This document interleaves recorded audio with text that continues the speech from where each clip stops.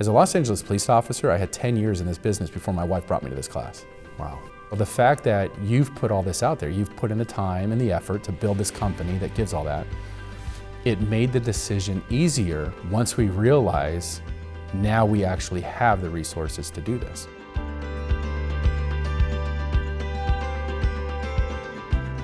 I've been entrepreneurial since I was little. I started mowing lawns when I was 10. And I think since then, I've always been at least since 10 years old, I was partially responsible for my own money. I've had jobs throughout high school and college and whatever, but I was always partially responsible for making my own money, creating my own money. But when you've never done that, when you've been a 9-to-5er, you've been an employee your whole life, you're given one task and told to do one thing, and so you just do that thing and you get paid for that activity. The idea of being an entrepreneur and being responsible for the creation of your own money, it's foreign to most people. Yeah. Because you're the person at Chick-fil-A that takes the order. That's the entirety of your job. You're really, really good at that. Yeah.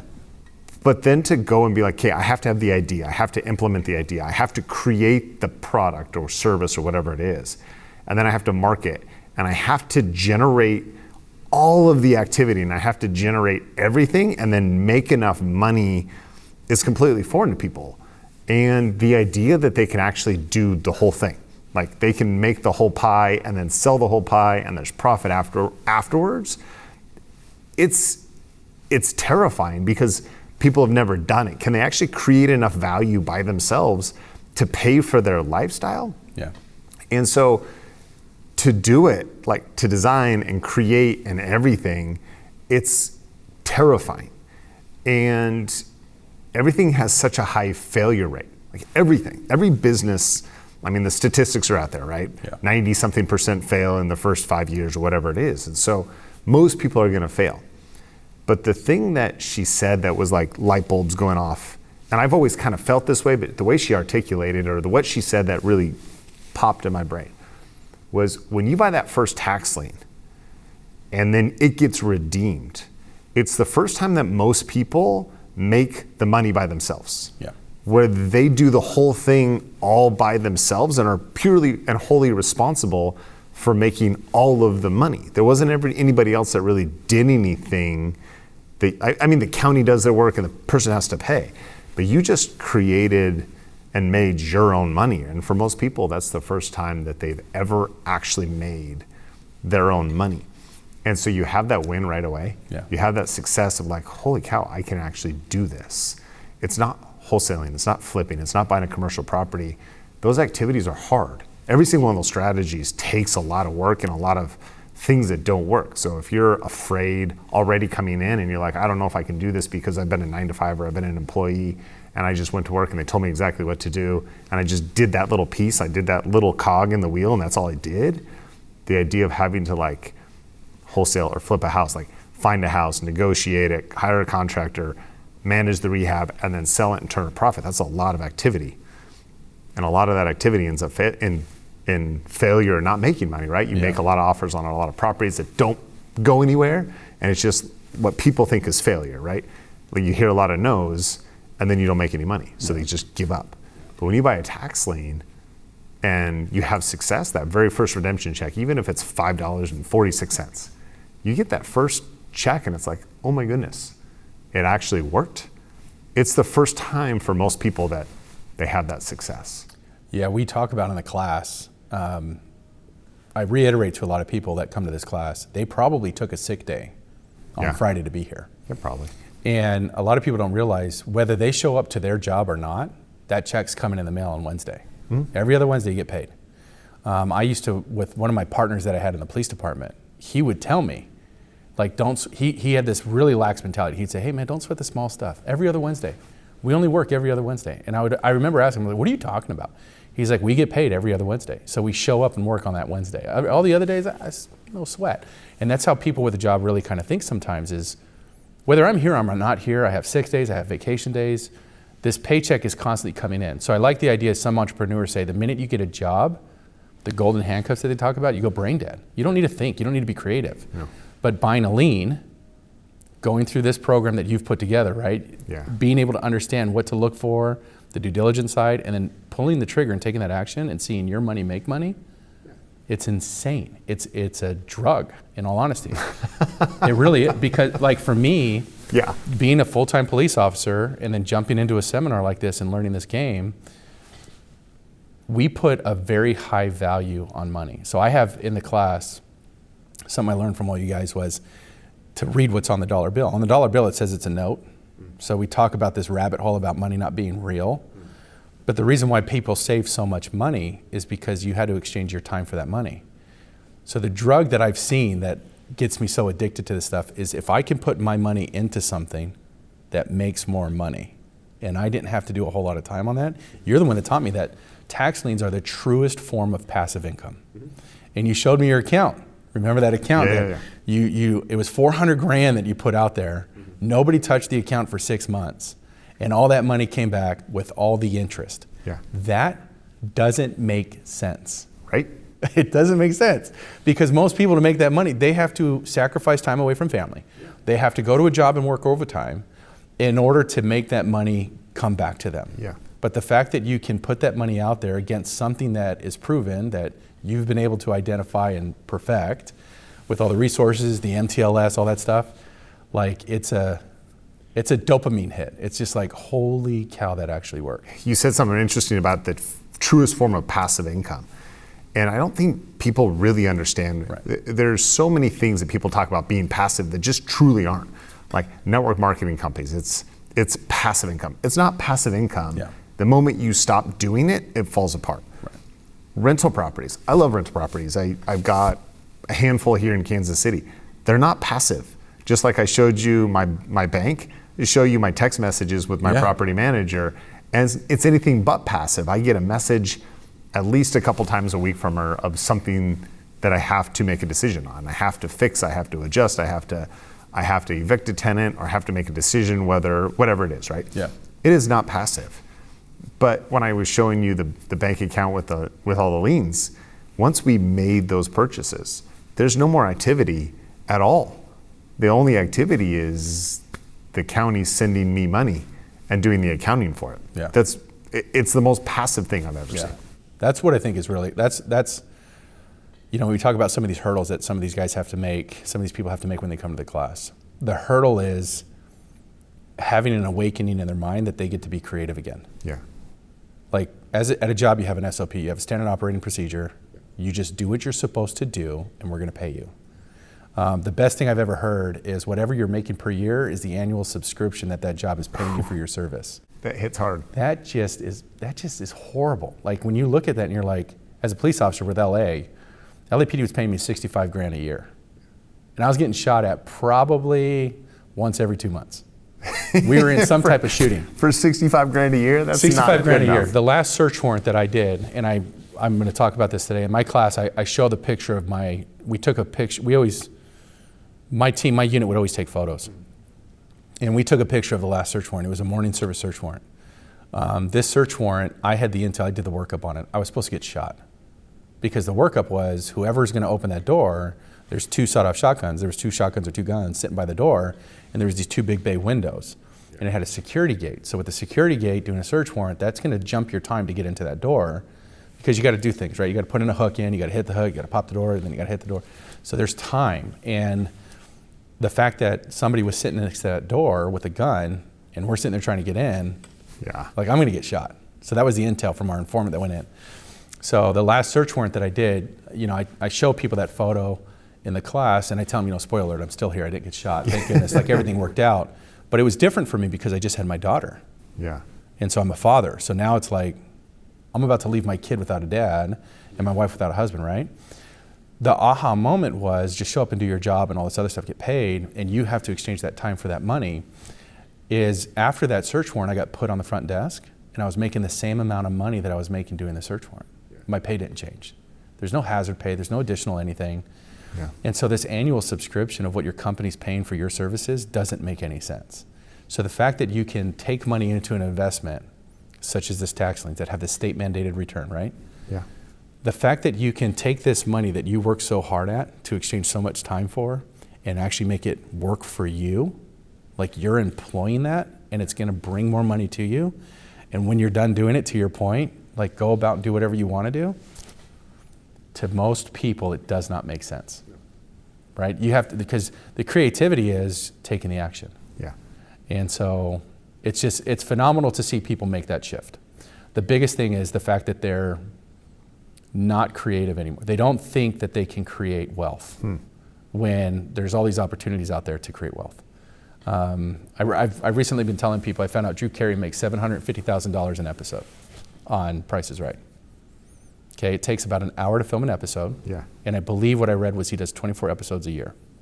It's a lot of money. $750,000 for an episode. Yeah. So I reiterate to people, how are you making sense in justifying your annual salary? There's too much opportunity. For sure. So you're teaching these 3-day experiences. And for a lot of people, this is the jumping off point. This is where they actually have to make a decision that's going to split them. Some people are going to decide, hey, it's not for me. I don't want to do this anymore. Or I don't want to do it at all. And some people are going to decide, like, no, I want to jump in. I want to make that life-altering decision. What's the biggest obstacle, or some of the obstacles that you see people having to overcome to make that decision and make the choice to alter the trajectory that they're on right now? Yeah, I think the biggest thing is for people to realize it's not a split decision, in the sense of you aren't showing up to this 3-day experience and all of a sudden you're going to decide. You decided a long time prior. Like, we saw your beautiful face on that ad, Bryan, okay? Which I love, the advertisements, right? We see you out there talking about this amazing experience. Well, prior to even seeing you, the reason why, I get a lot of people that say, it's by fate I found this. No. It's by reason, because we all want to get into real estate. A lot of people that show up here, it's because we want to get into real estate. We don't know how. So we start searching. So we made a decision a long time ago, we want to do this. Thankfully, there's somebody like you who is putting forth the effort in building this company to give us the resources and the direction to try to get into it. So then when we see you and we show up to this class, again, we've already made the decision. The hardest thing is realizing this is what we really want, and to get out of the comfort zone of safety. See, the idea about having this job is this security of, I have benefits, I have a retirement. I hear a lot of times, I'm vested. As a Los Angeles police officer, I had 10 years in this business before my wife brought me to this class. Wow. Okay, so I was vested. Like, I had a pension. Yeah. And we always said we wanted to get in real estate. We just didn't know how. We didn't have the resources, we didn't have the direction, we didn't have the tools. And so the fact that you've put all this out there, you've put in the time and the effort to build this company that gives all that, it made the decision easier once we realize now we actually have the resources to do this. So I think the biggest obstacle a lot of people see is, are we really going to help them out? Are we really going to be there for them? So a big thing that I love about what you allow us to do when I'm out here and I'm speaking and I'm now teaching and showing my experience with this, is you allow us to be that added resource. People get our phone number, they get our email. We have students now that show up and say, I've done this. So Milena, I want to talk to you about Milena. Yeah. She's a financer. She's been in finance forever. She's financed somebody. She was doing something with a bank. So everything has to be perfect for her. All these decisions have to be already made, okay? So she shows up to the event in Napa Valley, California. At the expo, the Tuesday prior to the expo that just passed, she won her first deed.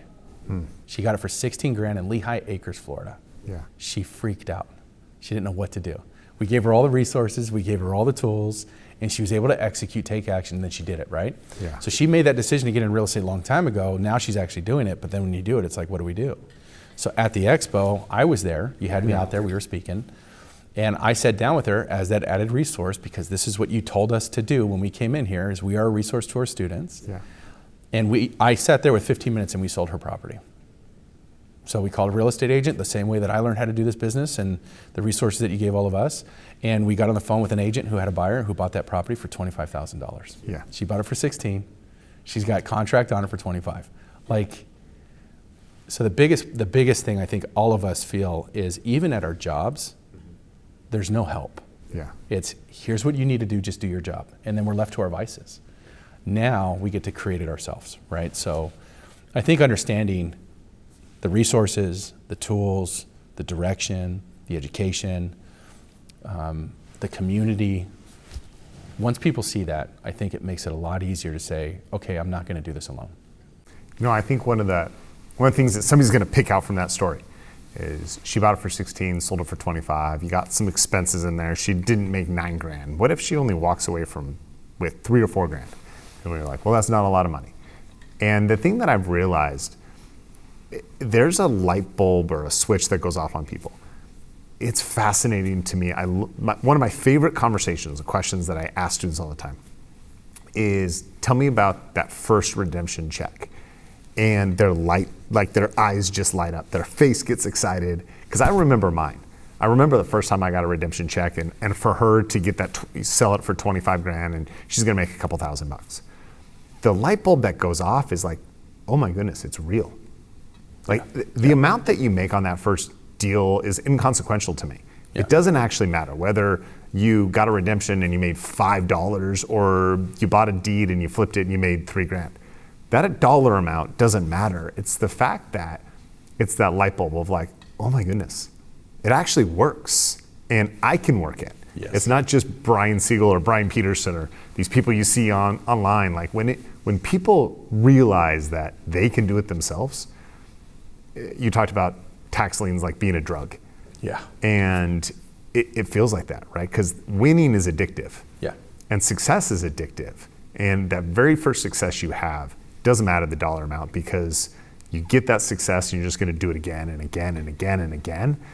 And your self-belief increases. So if I can do it on a small one, right? If I can buy it for 60 and sell it for 23, it's not that different than buying it for 50 and selling it for 100, or buying it for 100 and selling it for 300, whatever dollar amounts we're talking about. But just that very first win that most people never achieve. Most people never achieve that very first success in investing or real estate or business or whatever it is.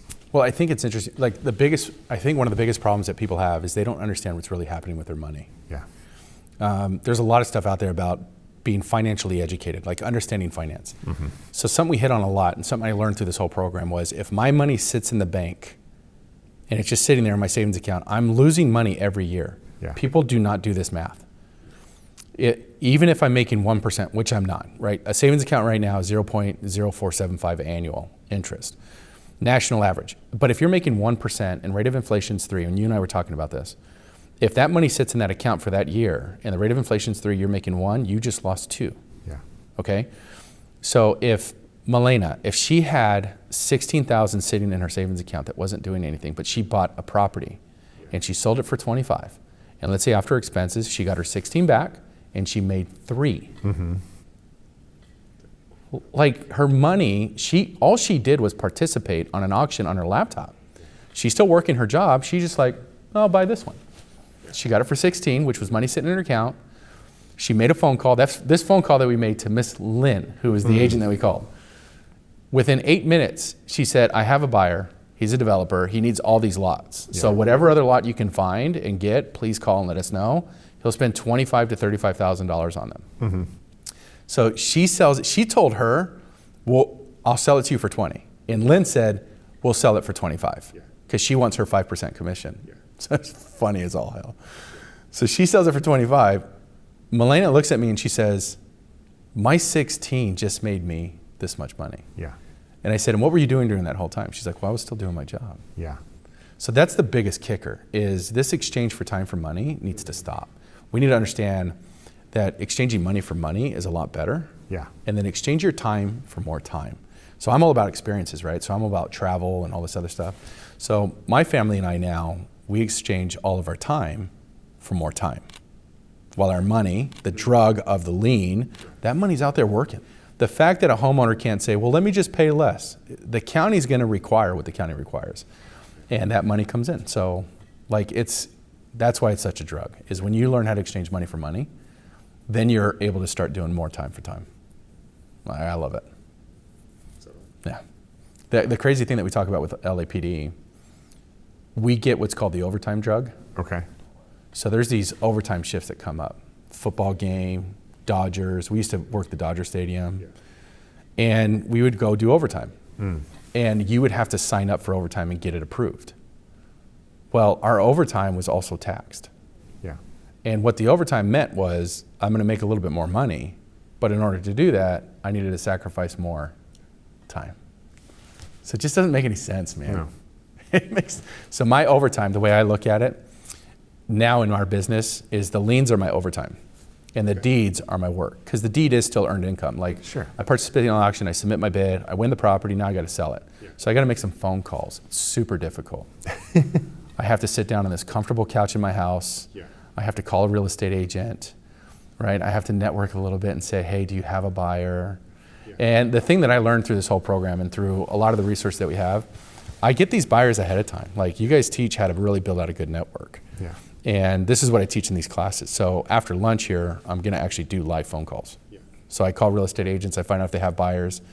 And when people see this and they see somebody actually talking to somebody, it's the reality of it. There's too many people out there that it looks like an anomaly.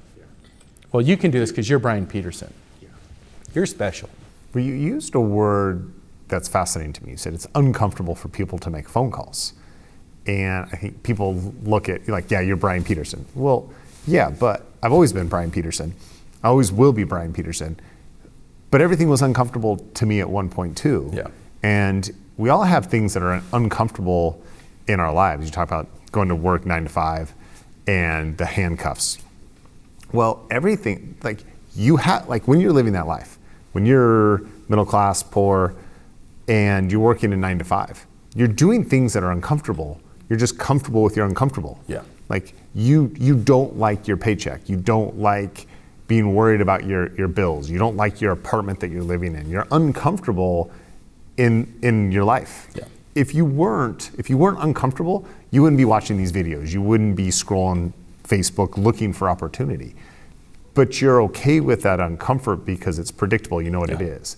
You're worried about picking up the phone and calling a buyer. You're worried about picking up the phone and calling a seller because it's just a different brand or a different type of uncomfortable, but you're already dealing with uncomfortable. So you might as well just try a different type of uncomfortable. So we have a lady in the class right now. And so you recently came out with a book, The Island. Yeah. Okay, which by the way is phenomenal. Like, so I had all the students read it. They all read it last night as part of their homework. And then we review it. And we talk about Mr. Anchor, right? And how comfortable he is. He's stuck in his ways. He thinks it's going to change, all this other stuff. And I had a student kind of just speak out about it. And she says, well, like, we're comfortable. We just want to do more things. Yeah. And my response to her is, well, then you're not comfortable.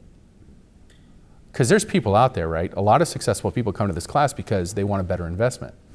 So we get people, and you know this, that are accredited investors. We had one guy, I can't remember where we were at. I think it was in Arkansas. He sold a mobile home park and had $15.3 million in his account that he didn't want to pay tax on. Yeah. And he's like, what do I need to do with this money? Right? And so first thing we said, well, who's your tax advisor? And he's like, he's not good. Yeah. So we're like, let's give you the resource, right? So people can say that they're comfortable, to your point. They're comfortable, just not uncomfortable enough to change their situation. If you're searching for something, if you're online looking at resources, if you're looking at trying to figure out how to have a better investment, that should be your trigger to understand you're not comfortable. Yeah. Right? You're looking for something better. Everybody that shows up to this class needs to understand, I don't care how wealthy you are, you're not comfortable. It's an interesting idea because the moment I'm comfortable means I've plateaued. Yeah. It means that I'm not trying. It means that I'm not pushing. I'm not trying to grow. I'm stagnant. I'm always uncomfortable, I feel like. There's not a single day in my life where I sit around and be like, I can just chill. I've got stuff to do. I don't know that I'll ever be that way. I don't know that I'll ever be comfortable when I look around because there's so much more to do. There's so many more people to help. I always find this very fascinating because I get the question a lot when I come out. Yeah. They're like, Bryan, if you're so successful, Sure. and you've done all this and you're financially free, why are you out here speaking? Why are you doing this? I always kind of jokingly tell the students that when Bryan Peterson called me up and asked me to come and help out because all you students keep signing up and you want to learn how to do this, and Bryan wants the right people to come and make sure that you're being trained the right way, I tell people jokingly that I told Bryan respectfully no, because I was good. I'm retired, I'm fine. And then Brian Peterson called my wife. And so I'm super excited to be out here with you guys. But to that point, we're never really comfortable in like, I'm done. You have reached a level of success that I admire. I revere the level of, you've got a beautiful family, you've got your investments rolling, like you're good. Why spend the time not just having a company, because there's people out there that have companies and they provide a service, but you have a company that you're teaching others how to do the same thing you did.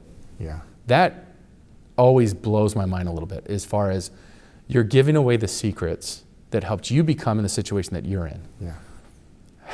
Why is it that you're in that position where you're not comfortable enough to just be like, babe, we're good, we got our passive income, we got our rental income, we got our liens working, we're doing some deed stuff, our kids are investing. Mm-hmm. Why did you decide to teach so many others to have the same? I don't think I ever decided. I don't think that it was ever a conscious decision. When COVID hit, that was my out. That was my opportunity because I'd been teaching for a long time. I'd been traveling around the country and teaching classes, and COVID hit.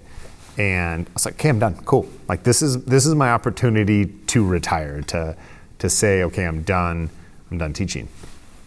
And I did for a couple months. For me, it left a hole.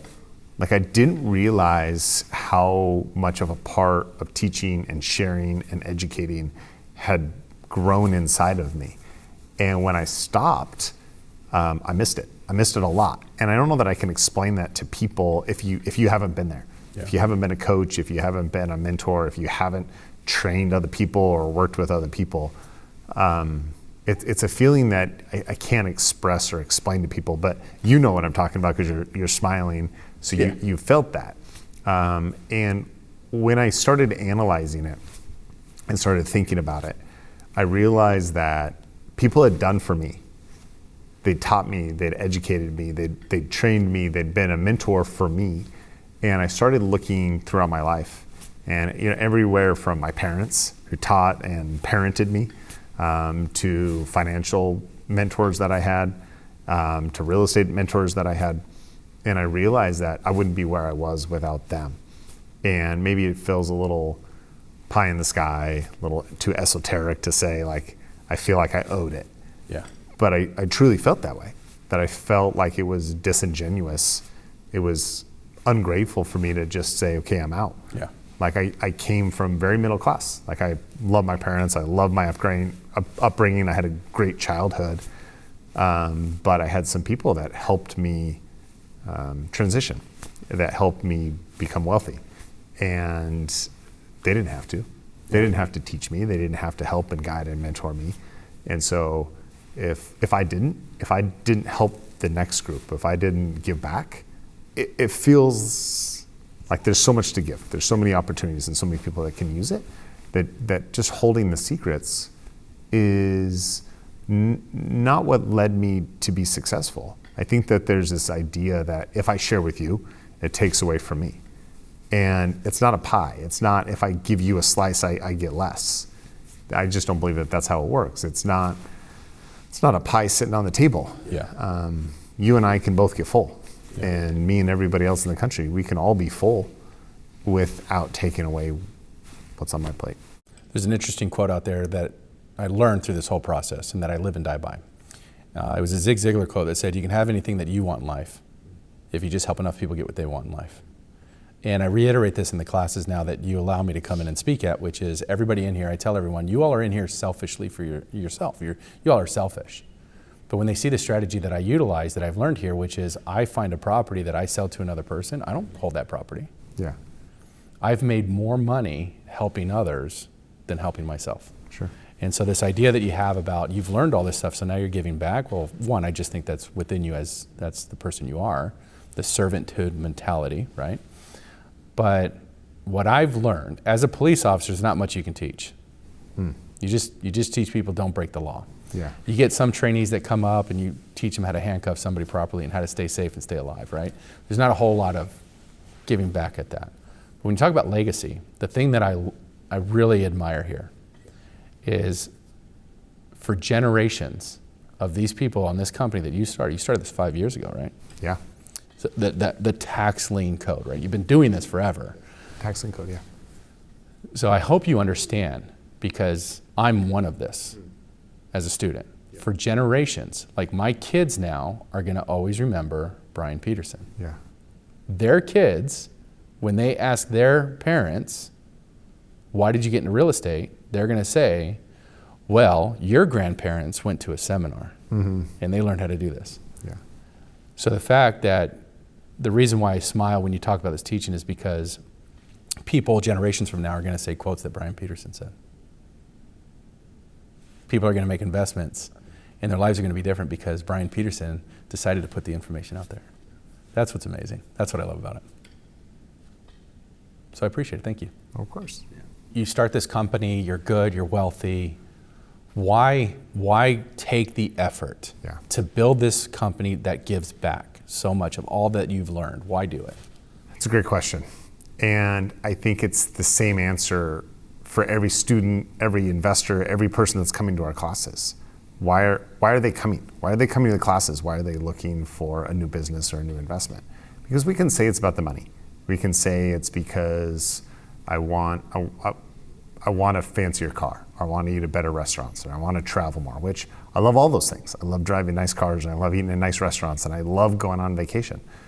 But it has nothing actually to do that. Those are symptoms of the greater desire. The desire is to do what you actually want to do, to have the freedom to do whatever it is that you want to do. So when students come in and they write down their goals, which we ask them to do all the time, they're going to write things like, I want to make more money. I want to go on more vacations. I want to quit my job. Well, that's great, but that's not really the core. The core is you want to be free. You want to be free of whatever it is that you don't like in your life. And that could be a job, that could be your crappy car. Like, you just want to be able to make the choices that you want to make. You want to be able to choose to wake up at 11 o'clock in the morning. You want to be able to go to the gym at 1 o'clock in the afternoon. You want to be able to not have to call in sick for the day because you just don't want to go to work.